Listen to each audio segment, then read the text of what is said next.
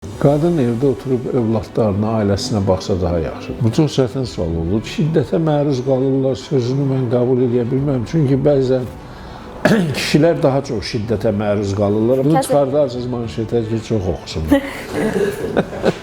Məsələn, mənə cümlə yazmağı öyrətmək təşəbbüsləri də olur. Mən dəhlizə çıxanda, yaxud universitetin hansısa bir otağına gedəndə, yaxud həyətə çıxanda heç kim tələbələri oradan uzaqlaşdırmır ki, burada gəzməyin, dolanmayın, burada rektor gələcəyin. Universitet hər hansı bir konsert deyil ki, sən ora geyinib gedəsən, təzətər nişanlı qız kimi gedəsən. Mən özümü oğlanam, qıza oxşadım. Bundan mən bunu imkan vermirəmsə, mən bunun hüququnu əlindən alıram. Bu absurddur. Və Allah deyib ki, bu cür olmalıdır. Bir oğlan olmalı, bir qız olmalıdır. Ortada olmaq mümkün deyil. Təəssüf ki, Amiya öz potensialından bugün də tam şəkildə istifadə edə bilmir. Kamal Abdulla, rektor Kamal Abdulla və yazıcı Kamal Abdulla bu üçünü nə birləşdirir və nə ayırır? Vətənə məhəbbət, millətə sədaqət, cəmiyyətə layiqli övlad olmağa çalışmaq. Ramiz Rövşən sizin haqqınızda deyir ki, Kamal Abdulla dünyaya tənqidçi olaraq gəlib, tənqidçi olaraq doğulub. Amma mən sosial şəbəkələrdə görürəm, gənc yazıçılar sizin əsərlərinizi tənqid eləyirlər. Məsələn, bir tənqidçinin tənqid olunmağı münasibəti necədir? Tənqid faktiki olaraq ədəbi aləmdə, ədəbi müstəvidə tənqid əsəri təhlil etmək deməkdir. Yəni, əsərin müsbət, mənfi cəhətlərini üzə qoymaq deməkdir. Bu mənada aparılan tənqidə mən son dərəcə dözümlü və son dərəcə özümlə maraqlıyam ki, mənim yazdığımla bağlı mənim kimə nə cür təsir göstərə bilmişəm. Amma tutalım ki, tənqid ancaq ibarət olanda nöqsanlardan, ya uydurulan nöqsanlardan, ya başqa tipli çatışmazlıqlardan, məsələn, mənə cümlə yazmağı öyrətmək təşəbbüsləri də olur bəzən. Onlara da mən belə normal baxıram, amma bu doğru deyil. Bəs həmin yazılan tənqidləri oxuyursunuz və yaxud da gənc yazıçılardan kimə maraq göstərirsiniz? Bu çox çətin sual olur. Çünki mənim gənc saydığım yazıçılar sizin yaşlı nəslə aid etdiyiniz yazıçılar olacaq. Hər nəslə aid insanın ədəbiyyatda iştirak etmək hüququ var və o bu hüququndan da istifadə edir. Ona görə mən əlbəttə ki, gücüm çatdığı qədər oxuram, amma ən çox sənə bir sirri açım, mən çox özümü oxuyuram. Kamal mənim yadımdadır, 2019-cu ildə bakalavra pilləsinə qəbul olanda akt zalında böyük bir iclas keçirmişdiniz və həmin iclasda siz çıxış eləmişdiniz. Orada işlətdiyiniz bir cümlə hələ də mənim yadımdadır. Siz deyirdiniz ki, heç bir müəllimi tələbənin, heç bir tələbəni də müəllimin ayağına vermərəm. Siz sanki ədalət hissini hər kəsə aşılayırdınız. Bəs Kamal Abdullahın özü ədalətlidir. İndi sizə deyim ki, o müəllim-tələbə münasibətlərinə o cür baxış çox çətin əldə edilə bilən bir baxışdır. Yəni, necə ola bilər ki, heç bir tələbəni heç bir müəllimin ayağına və heç bir müəllimi də tələbənin ayağına verməmək. Bu asan məsələ deyil. Bunun üçün çox kifayət qədər ciddi təcrübən olmalıdır. Kifayət qədər ciddi obyektivlik ölçün meyarın olmalıdır ki, sən bütün bunları nəzərə alasan. Yəni, mən həmişə tələbələrin arasındayam. Mən dəhlizə çıxanda, yaxud universitetin hansısa bir otağına gedəndə, yaxud həyətə çıxanda heç kim tələbələri oradan uzaqlaşdırmır ki, burada gəzməyin, dolanmayın, burada rektor gələcəyində, ya nə olacaq, nə olmayacaq. Tələbə özünü rektorun yanında insan kimi, cəmiyyətin bir üzvü kimi hiss edir. Müəllim-tələbə münasibətindən danışmışkən, Azərbaycanda müəllimə münasibət necədir? Məsələn, İdrak hissəyində baş verən insidentdən xəbərdarsınız. Şagird müəllimi güllələdi, müəllim xəstəxanada müalicə aldı və sonra öz şagirdini bağışladı. Halal olsun belə müəllimə yəqin ki. Amma indi insident nədən ibarətdir, onu biz bilmiriksə dərinliyinə qədər yəqin ki. Ona görə də mən deyirəm də, mən orada da qurğuda baxışımı burada tətbiq eləmək istərdim. Hər şeyin bir aşkar tərəfi var, ortada olan, gözə girən, bir də gizli tərəfi var. O gizli tərəfi bilmədən, yəni o baş vermiş hadisənin ətrafını, bütün situasiyasını bilmədən ona obyektiv qiymət vermək də çətin olur. Bəzi universitetlər var ki, universitetlərdə geyim kodeksləri mövcuddur. məsələn, oğlanlar şortiklə universitetə girə bilməzlər və yaxud da qızlar dikdaban ayaqqabıda və s. belə. Siz nə düşünürsünüz? Ümumiyyətlə gəncləri belə sıxmaq lazımdır, yoxsa gənclərə azadlıq vermək lazımdır? Mən ona sıxmaq deməzdim və mən ona azadlıq da deməzdim. Bu universitetin özünün, hər universitetin özünün müəyyən geyim tələbi ola bilər. Ona uyğunlaşmaq lazımdır. Yəni universitetdir, universitet teatr deyil, universitet hər hansı bir konsert deyil ki, sən ora geyinib gedəsən, təzətər nişanlı qız kimi gedəsən, ya nişanlı oğlan kimi gedəsən. Universitet universitetdir də. Geyimə görə fərqlənmək absurddur. Məsələn, bəzən tələbələr bu nəyə gətirir? Bu çox ağır nəticələrə gətirə bilər. Bu ona gətirə bilər ki, sabah bizdə cinsi münasibətlərdə tələbə şaşqınlığa baş vura bilər. Yəni, tələbənin beynində azadlıq anlayışı başqa cür öz əksini tapar. Yəni, mənim hüququm odur ki, mən özümü oğlanam, qıza oxşadım. Bundan mən bunu imkan vermirəmsə, mən bunun hüququnu əlindən alıram. Bu ki, absurddur. Biz Allaha inanan insanlarıq, düzdürmü? Bəli. Və Allah deyib ki, bu cür olmalıdır. Bir oğlan olmalıdır, bir qız olmalıdır. Ortada olmaq mümkün deyil. Siz həm də Azərbaycan Milli Elmlər Akademiyasının həqiqi üzvüsünüz. Ramiz Mehdiyevin vəzifədən getməsindən sonra həm fevralın 25-də rəyasət heyətinin iclası oldu. Orada ziyalıların yuxuya getməsindən sonra biraz daha çox gündəmə gəldi AMİA. AMİA barəsində nə düşünürsünüz? AMİA-nın Azərbaycanda rolu nədir? Təəssüf ki, AMİA öz potensialından bugün də tam şəkildə istifadə edə bilmir. AMİA-da çox güclü, son dərəcə söz demə qabiliyyəti və ilə seçilən alimlərimiz vardır. Sadəcə onları bir yerə toplamaq, onlarla bağlı müəyyən məsələləri həll eləmək çox vacibdir. Mənə elə gəlir ki, AMİA hələ öz sözünü tam şəkildə deməmişdir və yəqin ki, həmən dediyim alimlər ordusu, onların içində əlbəttə ki, riyaziyyat mütəxəssisləri var, onların içində dəqiq elmlərin və humanitar elmlərin nümayəndələri var.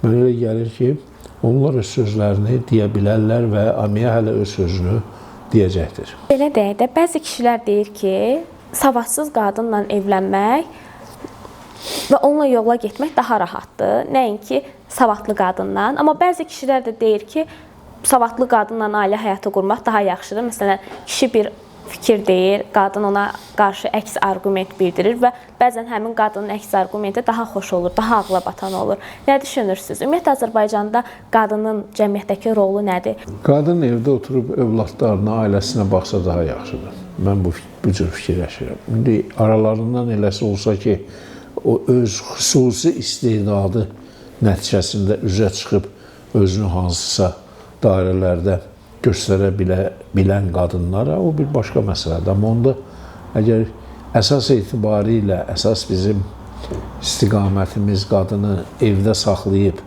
mətbəxdə və ev şəraitində uşaqlarına baxmağa yönəltsək, bu Azərbaycan cəmiyyətinə sanıram ki, daha çox xeyir gətirə bilər. Bunu çıxardarsınız manşetə ki, çox oxusunlar. Bəzən yaşlı nəslin nümayəndələri deyir ki, Azərbaycanda ailə institutu dağılır. Amma nəzər salsaq görərik ki, məsələn, qadınlar gənc yaşda ailə həyatı qurub boşanırlar, bəzən şiddətə məruz qalırlar. Yəni, xoşagəlməz hallar baş verir qadınlarla bağlı. Bəzən elə vaxt olur ki, heç öz istəkləri olmadan özlərindən yaşca böyük kişilərə ərə verilirlər. Bəlkə elə fikirləşsək ki, Azərbaycanda həqiqətən ailə institutu dağılıb yenidən qurulmalıdır. Şiddətə məruz qalırlar sözünü mən qəbul edə bilməm. Çünki bəzən kişilər daha çox şiddətə məruz qalırlar, amma bu şiddət başqa müstəvidə baş verir. Mənəvi müstəvidə, daxildə keçirilən əzab, əziyyət kişilər daha tez rəhmətə gedirlər. Çünki keçirilən şeylərdən əzab, əziyyətə dözərək. Bu suala bir mənalı cavab vermək mümkün deyil. Ailə məsələlərinə və bunu müzakirə obyektinə bəlkə çevirmək də düzgündür. Hər şey həyatda öz yolunu axtarıb tapır və görür. Buna görə də qadınları da qınamaq, kişiləri də qınamaq bu düzgün deyil. Bu ildən belə bir qərar çıxdı ki, artıq diplomları uşaqlar əyani formada ala bilməyəcəklər. Diplomlar elektronlaşdırılacaq. Məsələn, istər 4 ilin sonunda, istər 2 ilin sonunda tələbə qırmızı diplom almaq üçün gecəsini gündüzünə qatırdı, oxuyurdu, çox çalışırdı. Elektronlaşdırılması diplomların tədris prosesinə nə cürsə təsiri olacaq. Mən həmən o kitabçanın tərəfdarıyam ki, onu onlayn yox, əlində hiss eləməlidir, əlində sığallamalıdır. O zəhmət çəkdiyi günlərin, ayların hərarəti hopmuş o diplomu açmalıdır, bağlamalıdır. Mən biraz köhnə əqidəli adamlar kimi onu deyirəm. Kamal müəllim, siz bir ziyalısınız. Atanız müəllim olub, ananız da həkim olub və ziyalı bir ailədə böyümüsünüz. Əgər ali təhsili olmayan bir ailədə böyüsəydiniz, Kamal Abdulla, indiki Kamal Abdulla olardı? Yəqin ki, yox. Yəqin ki, mən haradasa ya biznesdə çalışmaq istərdim, ya tutalım ki, ali təhsil olmasaydım, harada olardım. Demək çətindir. Çətindir, amma hər halda bu sahə üçün darıxacaqdım. İndi tutduğum mövqe üçün, indi arasında çalışdığım işlər üçün yəqin ki, o tərəfdə darıxacaqdım. Nə düşünürsünüz? Müəllimlər 65 yaşında təqaüdə çıxmalıdır. Mən elə bilirəm ki, müəllimin təqaüdə çıxmasını müəyyən bir əmrlə, müəyyən bir məhdudiyyətlə eləmək doğru deyil. Bəlkə də bu geniş götürdükdə hökumət nöqteyi nəzərdən, dövlət nöqteyi nəzərdən baxarkən, bəli, müəyyən yaşda çıxmalıdır. Amma hər şeyi təbii ölçüsünə buraxmaq lazımdır. Müəllim ha vaxt özü dərs deməkdən, belə deyək də, bezərsə, çünki bu ildə bir dəfə gəlib dediyini təkrar edir. Düzdürmü? Keçən il dediyini bu il təkrar. Əgər bundan dözmə, bezmə halı varsa, müəllim gedib evində dincələ bilər. Amma yenə də universitet olaraq mənəvi borcudur ki, həmən müəllimlə əlaqəsini kəsməsin, onun tələbələrlə ünsiyyətinin bu və ya başqa formasını qoruyub saxlasın. Axırıncı kitab belə adlanır, onu bizim gənc mütəxəssisimiz yazıb, o kitabı Kamal Abdulla və Süni İntellekt. Süni intellektdə Kamal Abdulla kimdir, onun bu əsəri nə deməkdir, o biraz sual verəndə elə cavablar verir ki, mən özüm məəttəl qalıram. Mənə çox vaxt ittiham edirdilər ki, bir qədər əvvəl ki, mənim dostlarım mənə tərifləməklə məşğuldur. Da indi süni intellekt də mənim dostum deyil ki, o da gözəl-gözəl sözlər deyil. Onu nətər eləyək, onu hara yazaq, necə yazaq. Və bunu mən çox sevindim ki, süni intellektin mənim barəmdə etdiyi o, nə deyirlər ona, emal, mənim haqqımda olan bütün fikirlərin emalı bugün üzə çıxanda heç də Niyazi Mehdinin kitabındakı təriflərdən az tərif deyil. İndi tələbələr də süni intellektdən çox istifadə edirlər. Siz düşünürsünüzmü ki, süni intellekt təhsil və tədris prosesində mənfi təsir göstərir? Mən düşünürəm ki, süni intellekt bunu ağıllı adamlar deyirlər. Ağıllı adamlar üçündür, müdrik adamlar üçündür. Onlar istifadə edə bilərlər. O adam ki, müdrik deyil, o süni intellektdən götürüb köçürməklə heç nəyə nail ola bilməyəcək. Ağıllı adam öz biliyini müəyyən mərtəbəyə, müəyyən dərəcəyə gətirmək üçün istifadə edə bilər və etməlidirlər. Tələbələrin böyük bir qismi universiteti bitirəndən sonra iş tapmaqda çox çətinlik çəkir. İş tapa bilməyən tələbələr də xaricə üst tutur, kütləvi şəkildə xaricə köçürlər. Bu balans necə qorunmalıdır ki, tələbə universiteti bitirdikdən sonra işlə təmin olunsun və xeyri öz dövlətinə versin? Bu bir mənalı şəkildə həll edilən proses deyil. Və Azərbaycanlıların xarici ölkələrə getməsini də, iş dalayacağını, yaxud da təhsil dalıcı getməsini də pis baxmaq lazım deyil. Onlar orada gedib bəlkə öz həyatlarını, yeni bir istiqamətini tapırlar. Bəzən də tutalım ki, elə müvəffəqiyyətlərə, uğurlara imza atırlar ki, o doğrudan da ölkə üçün də vacibdir. Amma ən yaxşı hal, ideal hal odur ki, onlar gedib orada da müəyyən təcrübə yığıb, yenə də ölkələrinə qayıtsınlar. Müsahibəyə başlamamışdan əvvəl siz dediniz ki, Ulu Öndərlə görüşünüz olub, həm prezidentimizlə. Onlarla bağlı ən maraqlı xatirəniz nə olub? Ulu Öndərlə bağlı görüşümün hər bir nöqtəsi, hər bir məqamı maraqlı idi. Çünki o mənim bilmədiyim elə bir gözəl bir məqamın informasiyasını verdi ki, mən mat qaldım. Ulu Öndər həqiqətən də unudulması mümkün olmayan bir insan idi. Onun, yenə deyirəm də, Azərbaycan elminə, təhsilinə, gənclərimizə qayğısı ilə bağlı elə sözlər demək olar ki, heç kim barədə bu sözləri demək mümkün deyil. Ulu Öndərlə mənim görüşüm həm mənim bu vəzifəyə gəlməyimlə bağlı idi. Biz görüşdük, xeyli mənə öyüd nəsihət verdi, yol göstərdi, örnək verdi və mən də sevinirəm ki, onun mənə elə gəlir ki, Slavyan Universiteti bağlı ümidlərini doğrultdum. Rusiya prezidenti 2001-ci ildə Putin ilk xarici səfərini Azərbaycana elədi və ilk dəfə biz ona Bakı Slavyan Universitetinin fəxri doktoru adını verdik. Bizim universitetə gəldi Ulu Öndərlə bir yerdə və biz bu aksiyanı həyata keçirdik. Siz görərdiniz ki, necə sevinirdi.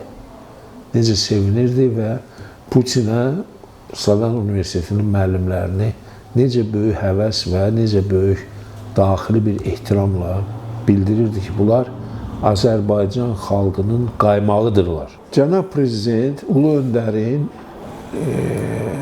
uzaqgörən siyasətini həyata keçirərkən o bir xətti xüsusi olaraq nəzərdə tutdu. Bu da multikulturalizm xətti idi. Azərbaycanda bildiyiniz kimi bəzi xalqlar yaşayır, onların dilləri var, tarixləri var, onlar öz ədəbiyyatlarını yaradırlar.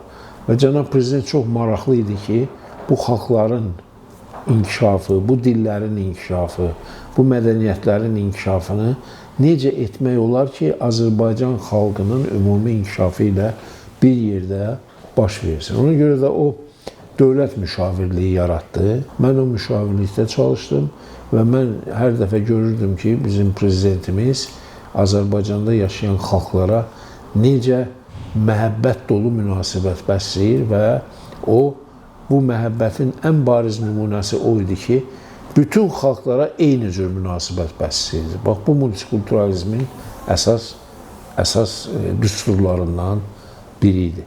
Və mən çox xoşbəxtəm ki, Cənab Prezidentin arzularını həyata keçirməkdə əlimdən gələni etdim. Bir çox məsələlər alındı. Bugün Bakı Beynəlxalq Multikulturalizm Mərkəzi Azərbaycan multikulturalizmini dünyaya yaymaqda, o modeli, Azərbaycan multikulturalizm modelini dünyaya yaymaqda öz fəaliyyətini davam etdirir. İndiki əhvalınızı və yaxud da indiki yaşınızı 2 misra ilə ifadə eləmiş olsaydınız, hansı misra olardı? 2 misra ilə? Bəli.